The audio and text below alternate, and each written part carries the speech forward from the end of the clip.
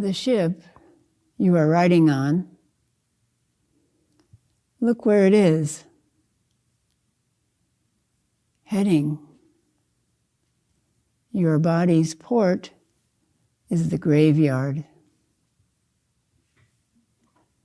Realizing the destiny of each clay bowl tossed into the sky with no one to catch it. Finally, I accepted the beloved's kind offer to enroll in their sublime, ball-busting course of love. Hafiz. The ship you are riding on, look where it's heading. Your body's port is the graveyard. Realizing the destiny of each clay bowl tossed into the sky with no one to catch it. Finally, I accepted the beloved's kind offer to enroll in their sublime ball-busting course of love. So thank you all for enrolling in this sesshin as we look directly at where the clay bowl of our temporary body is headed.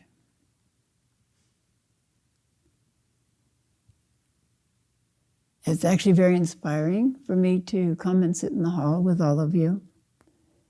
Everyone is sitting so well, and the samadhi power of this many people sitting together is quite palpable and contagious. I often say that sesshin is a lesson in impermanence. We can have a sitting period where our concentration seems quite good, and we're able to catch our mind early as it wanders off and bring it gently back. But then the very next period, we might have a surge of unexpected emotion, or we might be engulfed in a thick fog of drowsiness, and we try all the tricks we know to dispel drowsiness, and they don't work. Followed by a period where we're working hard on intense, unpleasant, uncomfortable sensations in the body. Followed by a period that just flows with no markers of time. And we're surprised when the bell rings.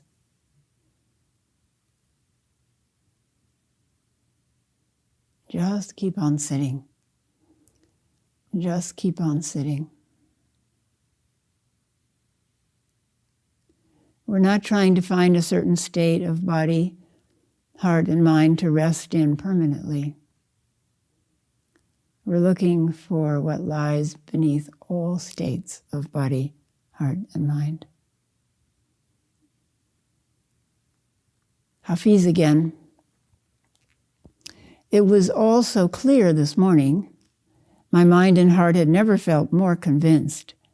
There is only God, a great wild God. But somehow I got yanked from that annihilating realization and can now appear again as this wine-stained, talking rag.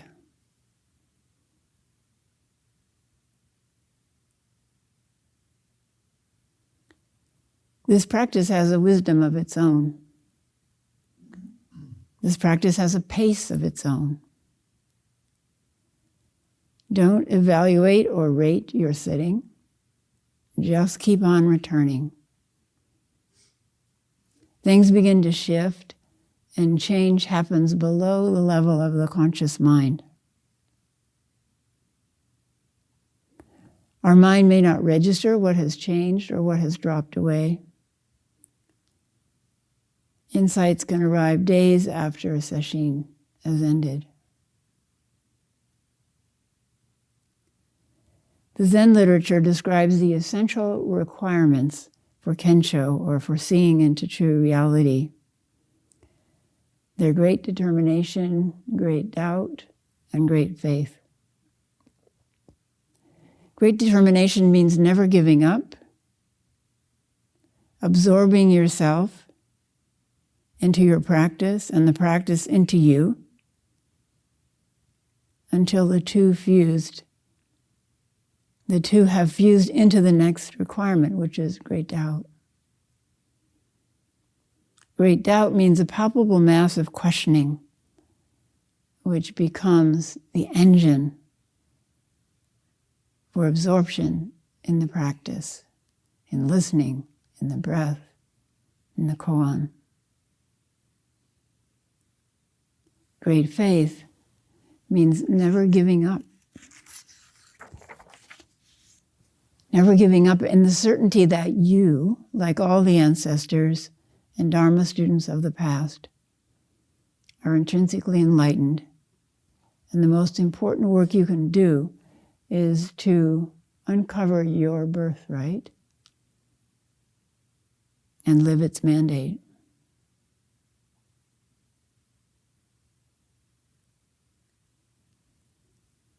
So we're tracing in this sesshin the last journey of the Buddha before his death.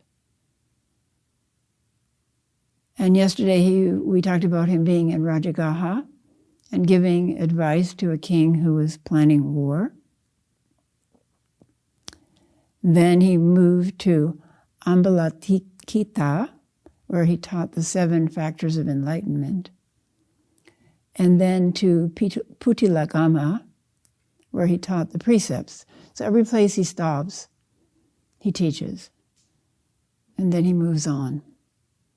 So he taught in Putilagama, he taught the precepts and the fruits of keeping or not keeping the precepts. Well, the consequences, the karmic consequences of keeping or not keeping the precepts.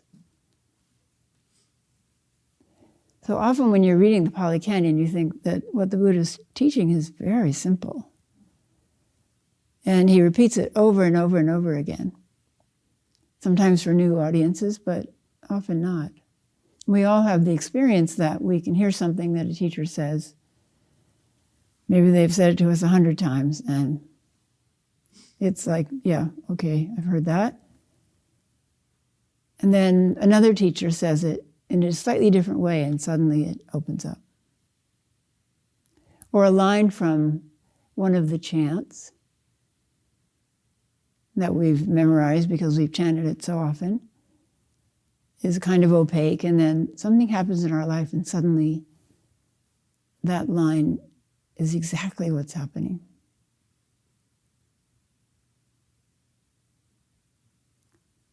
For those of you who are fairly new to our chanting service, some pointers. So when we bow and touch our head to the ground and lift up our hands, we're lifting up our potential for greater compassion and greater wisdom. It's essentially why we're here. So this is an old gesture from India when people would go to a ruler or even their mother or grandmother and bow down and touch their forehead to the person's feet, and then sometimes lift up their feet above their head, indicating, I honor you. So we're honoring our ability, our potential for awakening. And then the chant, the Daishin Dharani, that we do fairly often, which is in Sino-Japanese, that's a chant that's traditionally chanted for people who've died. So if you have in your heart someone who's died, then you can dedicate silently in your heart that chant to that person, or to anyone who's dying anywhere around the world. You know, we have the conflicts around the world, the mass shootings and so on in our heart,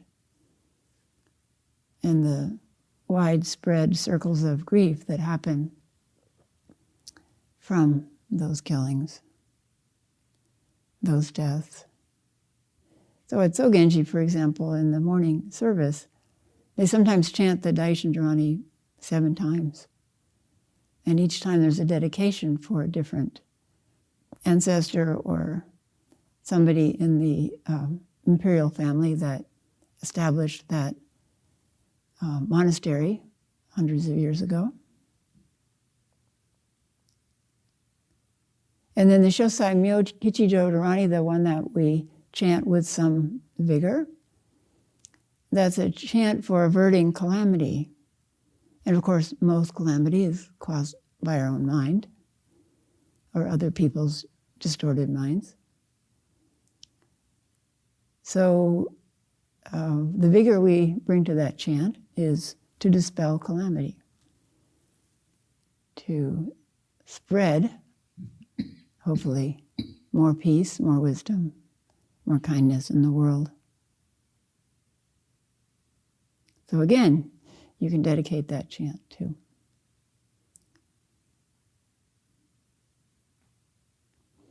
So the Buddha gets to Patilagama, and he sees that they're building a fortress in defense against the Vajis. So, as is happening in Ukraine right now, they're building up weapons and fortifications against the Russian invasion. So that's been going on for thousands of years. And the Buddha watches this construction project, and then he looks, they say in the Pali Canon, with his heavenly eye, pure and transcending the faculty of men. So because his mind is so clear and so vast, he can look, and untroubled by time, by boundaries of time, he can look and see what may happen. So he sees that Patilagama will become a very busy city, foremost in the area of India, a trade center with many trade routes intersecting in it. And then he says, but Ananda, Patilagama will be assailed by 3 perils: fire, water, and dissension. Remember, he said that the Vajis couldn't win against the Magadhas if they could meet in accord.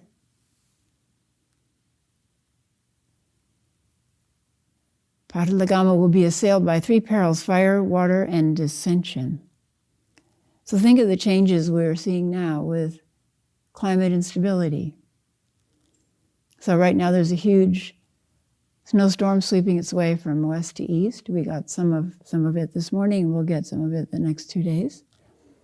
And then it's going to gather intensity as it goes across the Midwest, the northern part of the Midwest.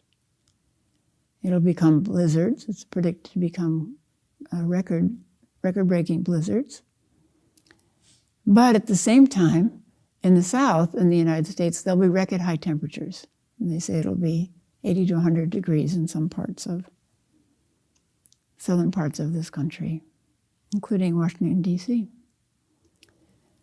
So in the South, in the North, fire, water.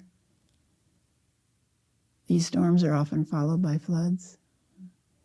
And dissension, and we know about the dissension in our country. And even around the world, the dissension fills the news every day. Assailed by 3 perils: fire, water, and dissension.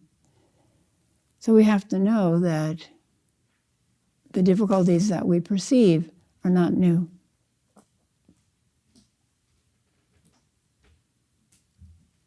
In fact, they've discovered many Mayan cities using LIDAR,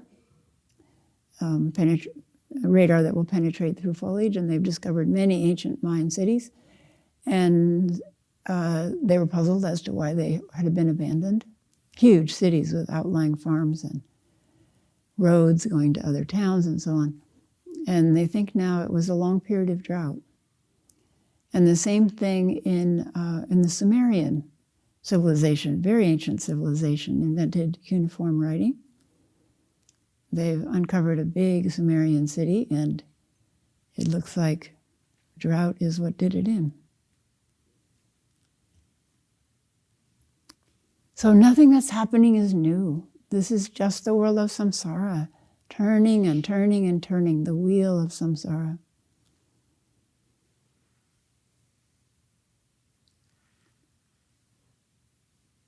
So then the Buddha and Ananda left to go south out of Patilagama, and they had to cross the Ganges.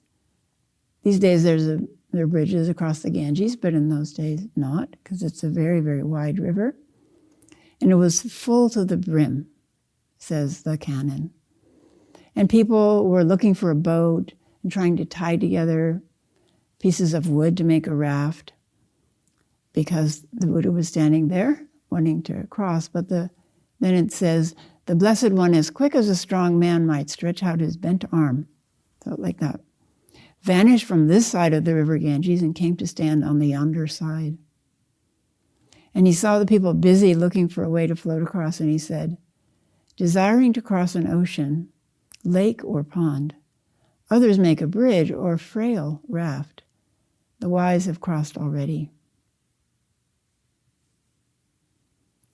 Then he proceeds to Kotigama, which is on the other side of the Ganges from Patalagama, and he taught the Four Noble Truths, the way to the other shore. So, appropriate to what had just happened, however it happened. And he spoke on the three treasures. He talked about the Buddha, the happy one. I've never heard that title for the Buddha before, the Buddha, the happy one. Keeper of the precepts, paramount trainer of beings. Paramount trainer of beings. He spoke on the Dharma, evident and timeless, inviting investigation, leading to emancipation, to be comprehended by the wise, each for themselves. Each for themselves. So that's what each one of us is doing here. We don't accept other people's answers or discoveries. We might be inspired by them, but this is a practice in which we have to make the discoveries of all these truths ourselves. Then he spoke of the Sangha, worthy of honor, of offerings, of veneration, the field for doing of good deeds in the world, uninfluenced by worldly concerns and living in a way favorable to concentration of mind. So here we are, living in a way for at least a week, favorable to concentration of the mind. And the Buddha specifically describes this as having put away clinging and grief for the world. So this is a time when we can put away clinging and grief for the world, the insolvable problems of samsara. And the Buddha speaks as a prerequisite for developing concentration and clarity, to put aside clinging and grief for the world. You know, we sometimes talk about purity of mind, our chant, for example, our work chant, we work to purify our mind. And at first I had a bit of aversion towards the word purify because it has a Judeo-Christian context to it. It's like we have to be pure, free of sin, etc. But it's actually a description of what happens in our practice to our mind.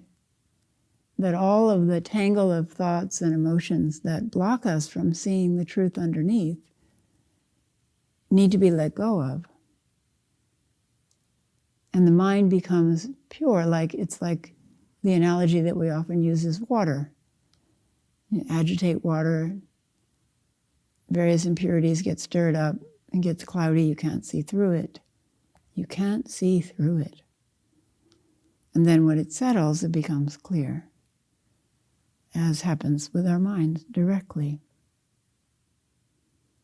So, for developing concentration and clarity, the Buddha says we have to put away clinging and grief for the world. The world is as it is.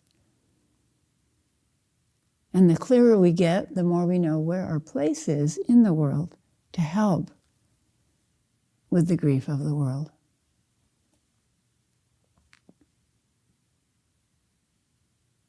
Then the Buddha moves on to Nandika. And I love these little touches where we get a glimpse of what's going on. He stays at the brick house. So we think of the Buddha always as living under trees, but people began to build places or loan places to the Buddha and his followers to stay. And actually, when we were in Sri Lanka, we were at a huge ancient monastery, which is now fallen into ruins, but you can see the outlines of the buildings and sometimes some of the walls and the trough that the monks ate food from or were served from. Huge, because there were hundreds of monks there. And there was a 3-story building where the monks stayed. And this is only a few hundred years after the Buddha's time. Somehow, I had in my mind, they couldn't build 3-story buildings in India at the time, or Sri Lanka, but they did. So at the brick house, he's asked about the lay followers. Ananda asked him a question about a lot of lay followers here, they used to be here, have died. So what's their destination? This is a question that people sometimes ask the Buddha about someone. What is their destination after they've died?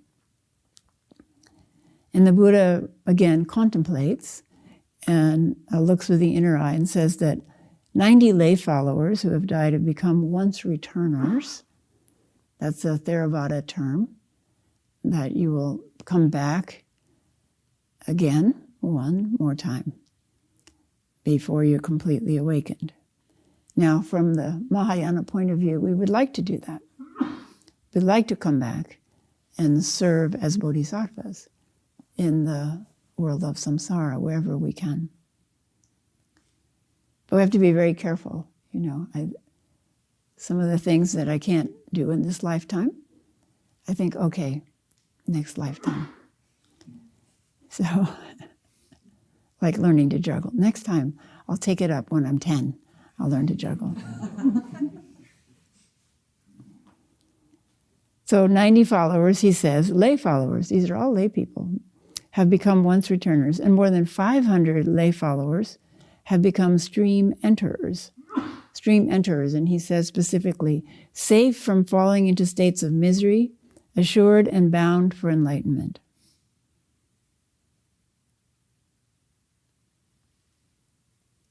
And then the Buddha taught the 4 foundations of mindfulness.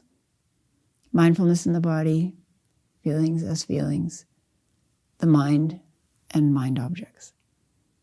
So the very meditation we're doing every morning, the Buddha taught over and over. Because we can always discover something new in these practices, always. It's not like we do stage 1 and then we put it aside and we never do it again. This is a mind that keeps yielding as we dig. Then the Buddha says, come Ananda, let's go to Vesali, which is also called Vaishali and exists today in India. And the Buddha visited Vesali a number of times. Remember when the pandemic began? Some of you remember we chanted a chant that came from a pandemic that killed many people in Vaishali. And so that chant still exists, and that's the chant that we did for about a month at the beginning of the pandemic, every day. Also, in one of his visits to Vesali, Mahapajapati, the Buddha's foster mother, who raised him after his mother died a few days after she gave birth, Mahapajapati came to Vaishali with her retinue of women who wished to be ordained. And that's where Ananda helped women with their petition to the Buddha, finally saying to the Buddha, is it not true that women can practice the Dhamma and discipline and become awakened? And the Buddha said, yes, it's true. So the Nanda's like, well. So the Buddha said, okay. So we have all of the women in this group and throughout our women ancestors, which the lineage we chanted this morning, we have Ananda to thank for that. And there's actually a service for Ananda. It's a secret service. And we did it once at one of the Soto Zen Buddhist teachers' meetings. The women did. And I want to find it before the person who helped us do it has passed on. See if we can do it here.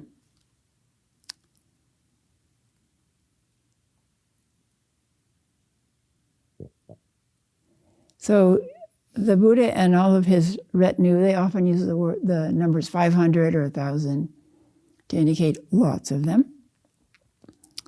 A lot of ordained stayed in a mango grove park, which was owned by a woman named Ambapali. Ambapali was a foundling, and she was found beneath a mango tree. And so her mother and father aren't known. Some legends say she was spontaneously born from this mango tree. And she was given her name at birth from the Sanskrit words amra, which means mango, and palawa, which means young leaves or sprouts. So a sprout of the mango tree. Maybe that helped give rise to the legend that she was born spontaneously. And she grew up to be a very beautiful woman compared to Cleopatra of another culture. And she became very talented in many arts, and especially in dancing. And at that time, there were, 500, 1,000, however many princes in this kingdom of Vaishali who wanted to marry her. And they began quarreling and competing with each other, and they became so disruptive that the king made her a property of the state. Property of the state, like a national treasure. This was done at that time with beautiful women. And she was able to keep peace among the princes. She wasn't a prostitute in the usual sense. She was an official courtesan of the state, and she could choose her lovers as she wished. She had a lot of power. So she managed to keep peace among the princes, and she became, they say, more wealthy than many kings. And she also became a very generous benefactress. She heard that the Buddha had come to Vaishali, and she went by carriage to her park where they were all staying, the mango park where she had been born, to hear the Buddha preach. And she was inspired by hearing his teaching. And so after he had finished talking, she approached him very reverentially and invited him to dinner, he and all of his monks ordained, to dinner the next night at her place, which was said to be like a palace. And the Buddha accepted. But meanwhile, back in Vaishali, this is what's going on.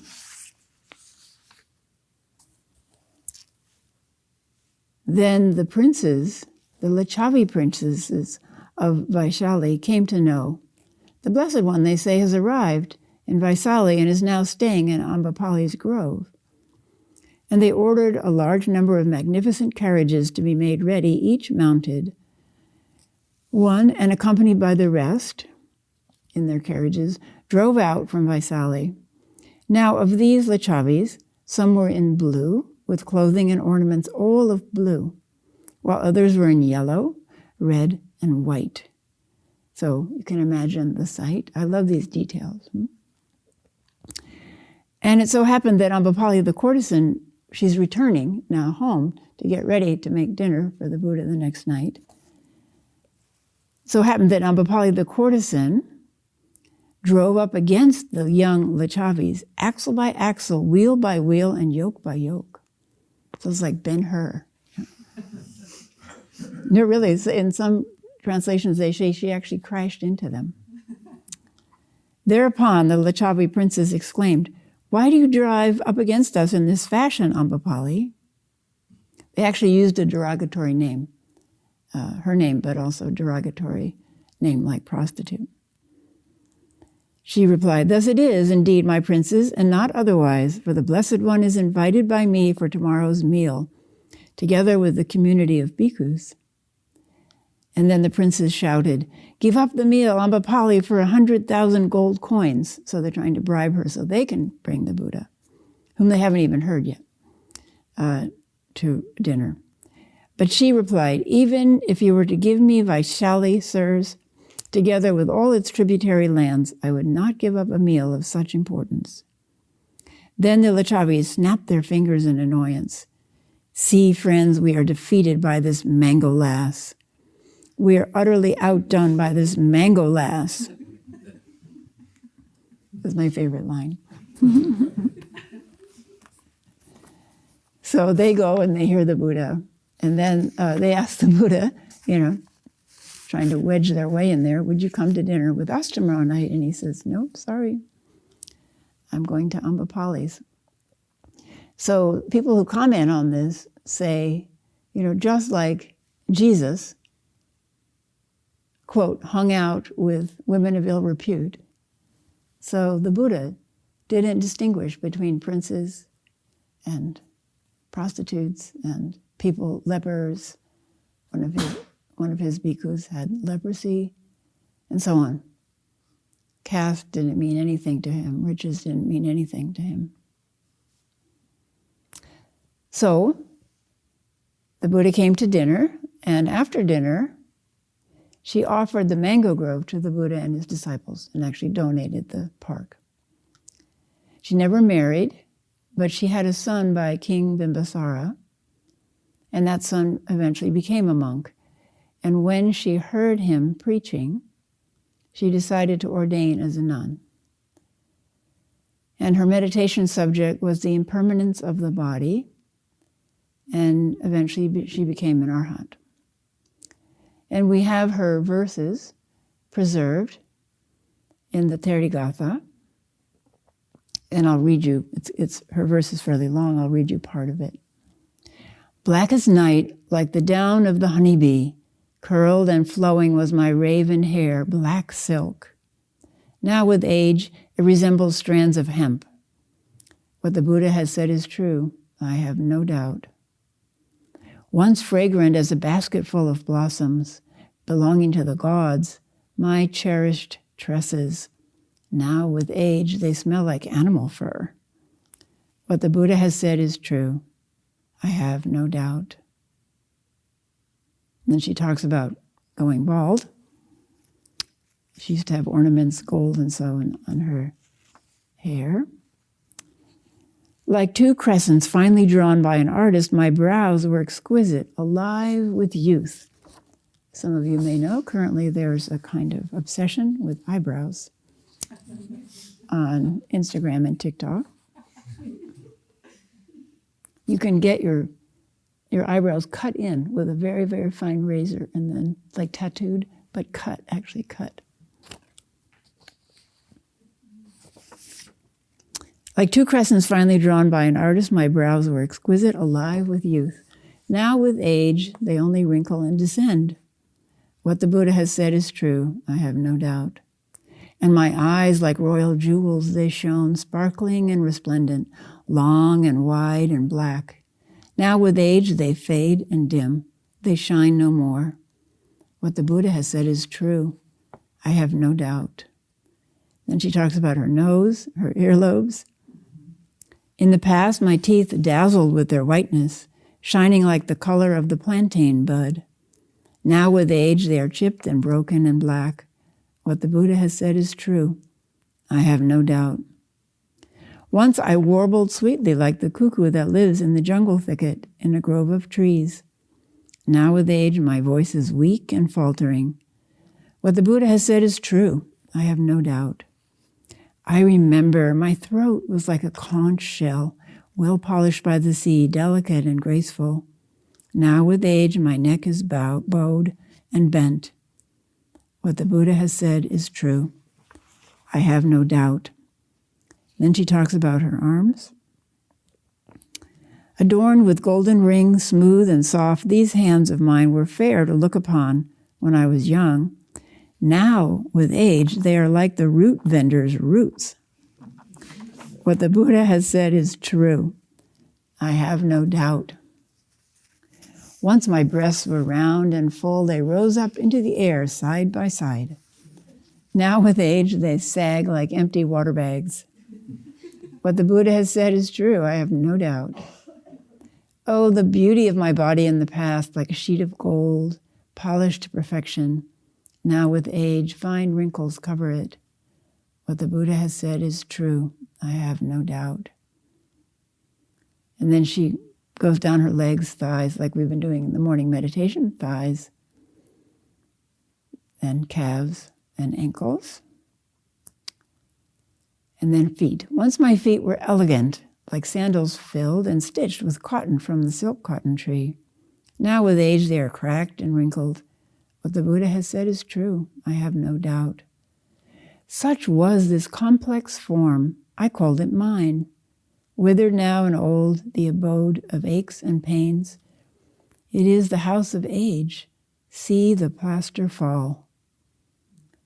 What the Buddha has said is true. I have no doubt. So I calculated the distance that the Buddha had walked by this time in this last journey. And he was 80 years old, and he had walked 80 miles at this point. Next, he goes to the village of Beluva, where we first hear of him becoming ill.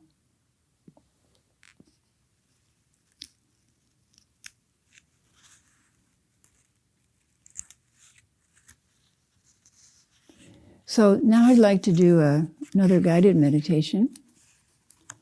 And you're welcome to stay seated for this or lie on your right side as you did yesterday, or against the wall, whatever makes you comfortable. So we begin by becoming aware of your body, the places of strong sensation where it touches the chair or the floor or the mat, and the places of lighter sensation, perhaps where your clothing moves against your body as you breathe.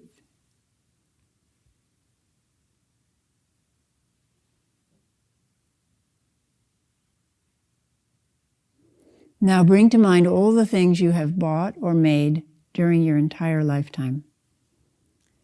Make an imaginary pile of all the food you have eaten, the clothing you have bought or sewn, from infancy to now, all the clothing you have worn, all the shoes, socks, scarves, gloves, and jewelry. Add to that pile all the books you have bought, and any art you have created or bought, paintings, sculptures, cups, bowls, plates, teapots.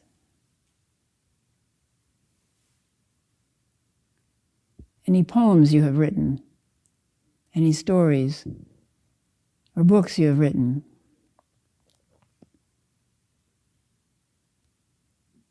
You can add any structures you have built or bought, tents, sheds, houses.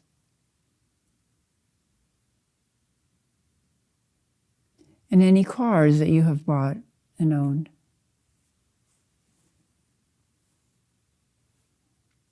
Now add to the pile any furniture or antiques you have owned, any objects you have collected.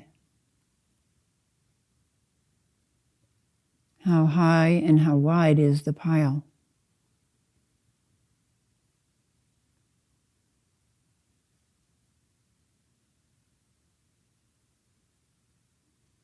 Now let go of all the possessions you once had that have gone somewhere else, and just look at the things that you currently own, including anything in storage. Imagine the pile of your current possessions: books, papers, clothing, shoes, computers, electronic equipment, musical instruments, beds, blankets, pillows, sheets, towels, clothes hangers, beauty supplies, medicines,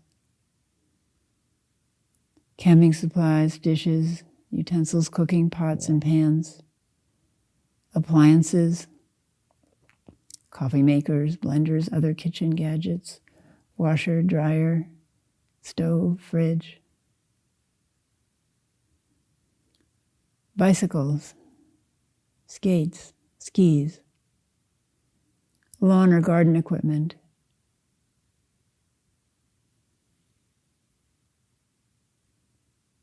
maybe a car that you own, or a house that you own, or a condo that you own. Everything you currently own. Imagine that in a pile.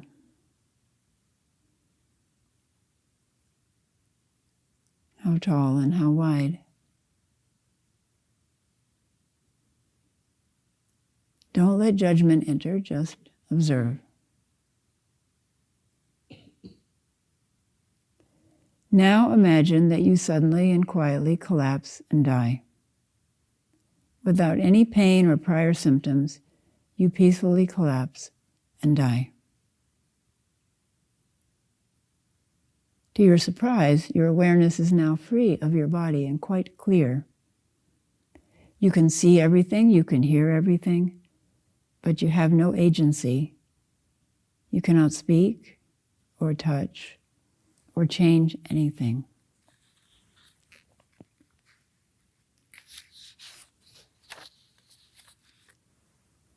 You watch what happens below you, but you cannot influence it in any way.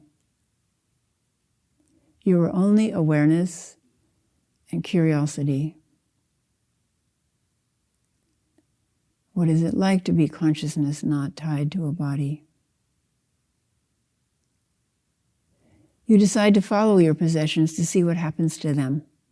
Watch the pile of your possessions. Are any taken by family or friends?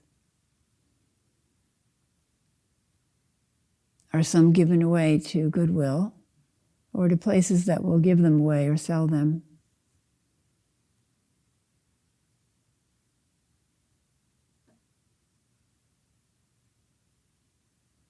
Will some end up in the trash in landfills?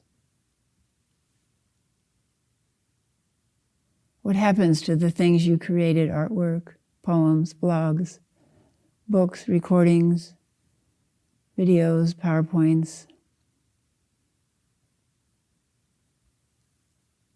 the music you composed, the photos you took, everything you posted on social media, the things you made of cloth, glass, wood, or clay?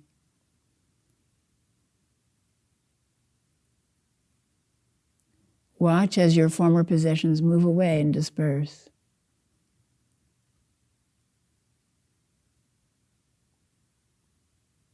You can also watch as the possession you call my body also disperses.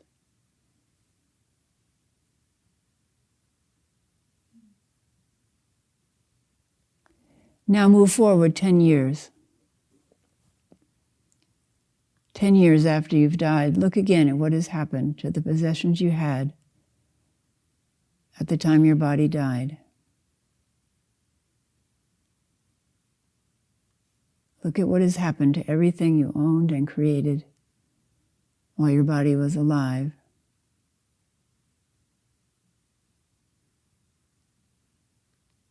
Now move forward 50 years. 100 years. What has happened to all those possessions? 200 years.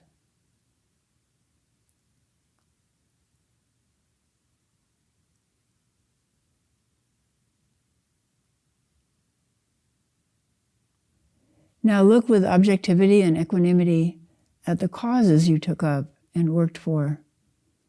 Social justice, racial equality, climate change, child abuse, domestic violence, political work, homelessness, hunger, gun control, elimination of certain diseases, spiritual awakening. Any causes that you took up and worked for when you had a body.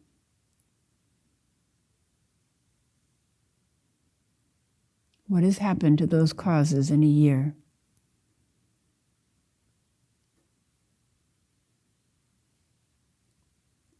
Moving forward 10 years, what has happened to those causes?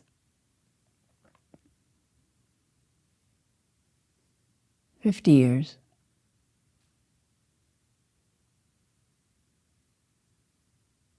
100 years. Were any of those causes picked up and carried forward by others? Have any of those issues been resolved?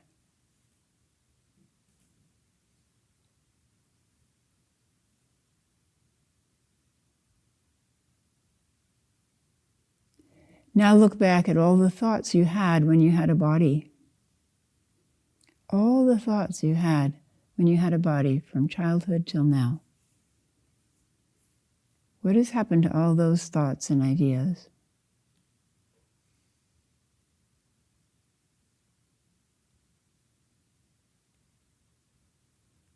Do any of the thoughts and ideas you had have any life after you die? Has anyone picked up your ideas and carried them forward?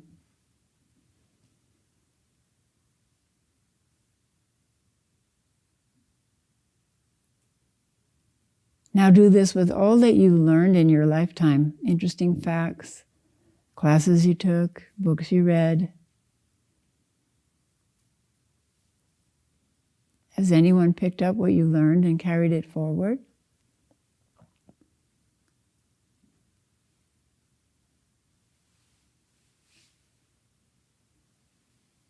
Now look with interest at all the emotions you felt when you had a body. Look at the anger you felt and the people you gave it to.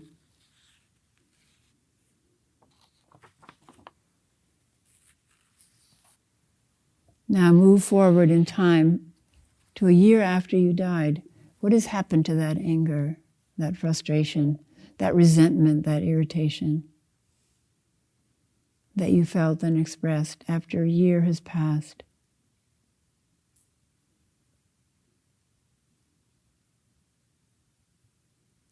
And what about in 5 years?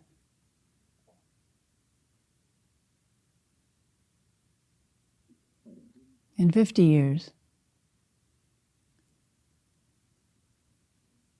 Was that anger, that resentment carried forward by those you gave it to? Was it passed on to others?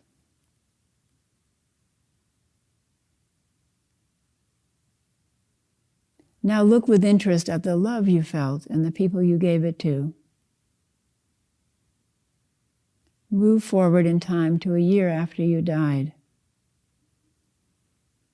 What has happened to that love, that friendliness, that tenderness that you felt and expressed after a year has passed?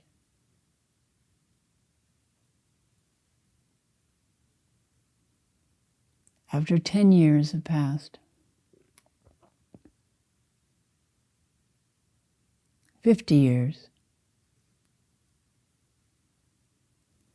Was that kindness, that love carried forward by those you gave it to? Was it passed on to others?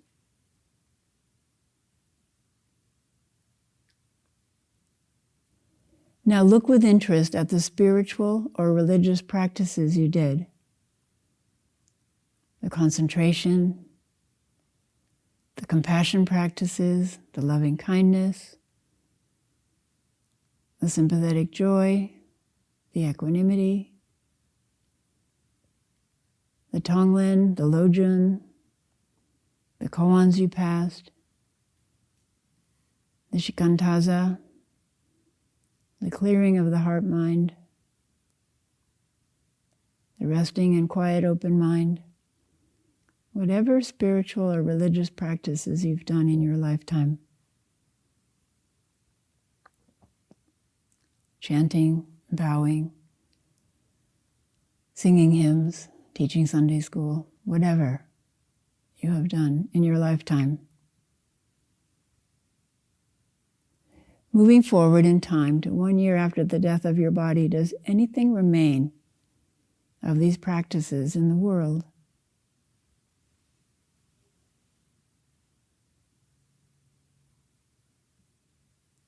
Did those practices pass anything on to others? Were they carried forward by those you gave them to and passed on to others? Look forward 10 years, 50 years, 100 years.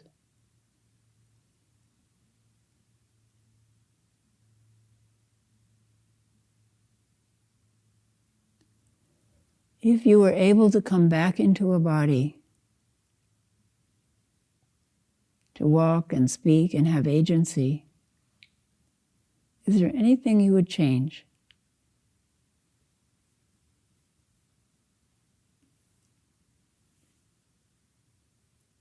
Is there anything you would make a priority? Anything you would let go of?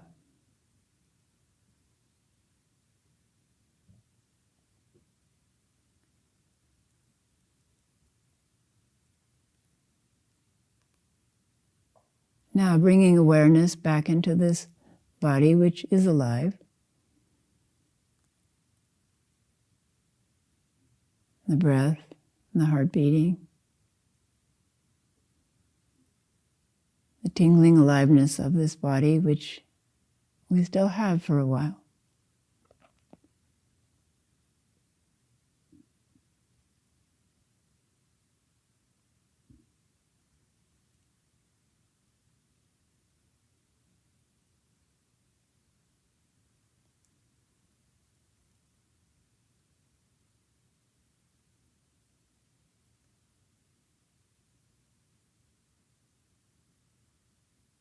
How will we use it forever, however long we have it? This body, this heart, this mind. Thank you.